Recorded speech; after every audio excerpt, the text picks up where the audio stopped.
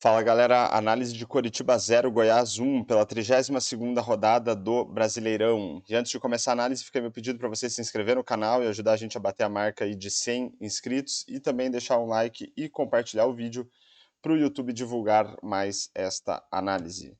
Então vamos lá, começando pelo comportamento das equipes em campo, a gente vê aí um equilíbrio em termos de posse de bola, 50% para o Coritiba, 50% para o Goiás.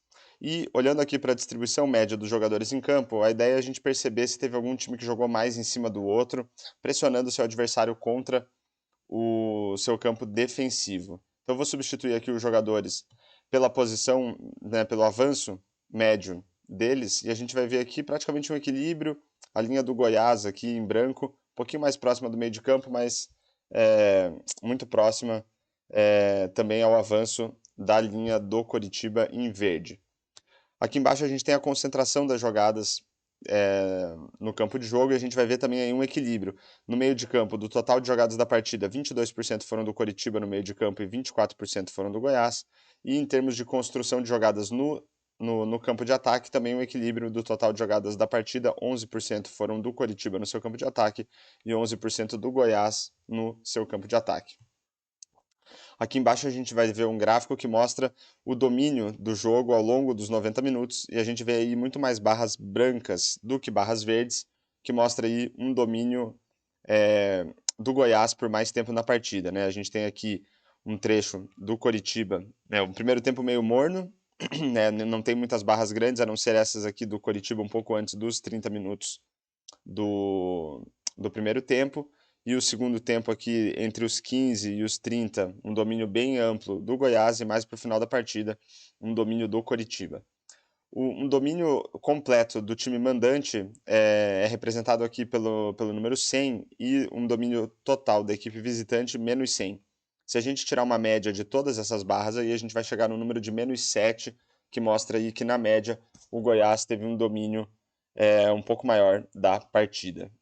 Aqui do lado direito a gente vai olhar para algumas estatísticas que vão ajudar a gente a entender o que as equipes construíram e também fizeram em termos de finalização na partida. Então aqui, começando pela expectativa de assistências, a gente vê 0,40 pelo lado do Coritiba e 0,65 pelo lado do Goiás. Um número baixo, bem baixo para o Coritiba, considerando que era o mandante, um número mediano para o Goiás, considerando que era o visitante. Então a gente vê aqui uma superioridade em expectativas de assistências pelo lado do Goiás, sendo que expectativa de assistências é uma estatística que mede a capacidade das equipes em colocar os seus jogadores em condição de marcar gols. Então a gente vê aí o Goiás indo melhor nesse quesito.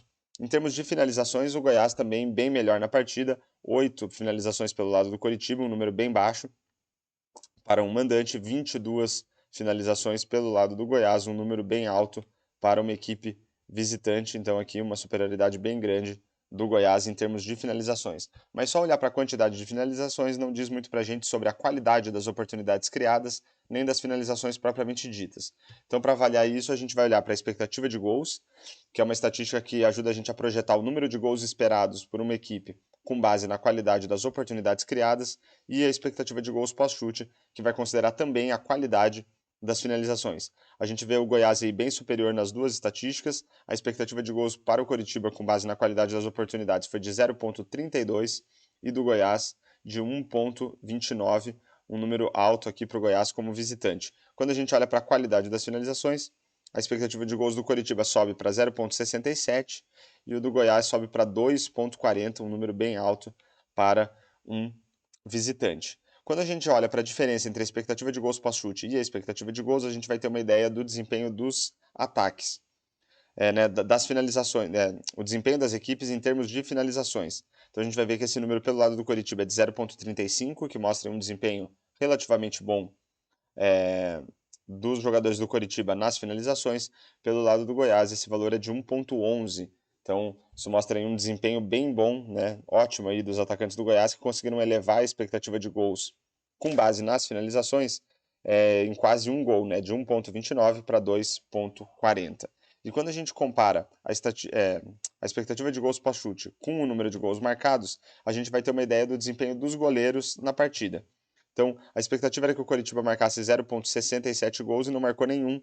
Então, isso dá uma diferença, né, uma diferença aí de menos 0,67, que mostra que que o goleiro do Goiás foi bem na partida, tomou aí o equivalente, né, a 0,67 gols a menos do que o esperado.